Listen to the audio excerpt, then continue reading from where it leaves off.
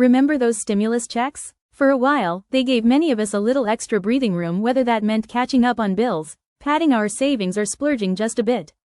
But now that those payments are a thing of the past, it's easy to feel the pinch if your emergency fund still hasn't gotten off the ground.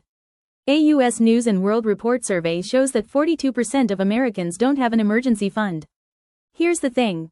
Life happens, cars break down, appliances quit, and unexpected expenses always seem to pop up at the worst times. Without a financial cushion, even a small surprise can send your budget into chaos.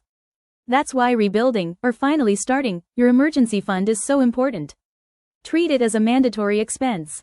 According to Rami Snene, Vice President and licensed insurance producer at Insurance Navy, restoring an emergency fund is not an instantaneous process, and the most neglected approach is to treat it as a mandatory expense every month, just like you do with rent or utilities.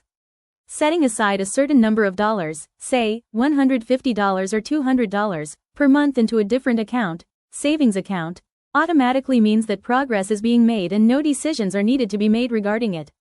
He said this will make it predictable and you won't be tempted to spend that money elsewhere. Monetize current assets. Another strategy Snene said is usually overlooked is the practice of monetizing current assets. Lots of homes have equipment lying idle, electronics, or even an old car. Reselling such items and contributing all the dollars to the fund will yield an instantaneous jump of $500 to $1,000, reducing the period required to get to a significant cushion, he explained. Snene noted that although the most frequent recommendations are to take up side jobs or reduce how often you go out to restaurants, speeding up the process by using intentional sales of dormant assets provide a more concrete beginning and provide momentum.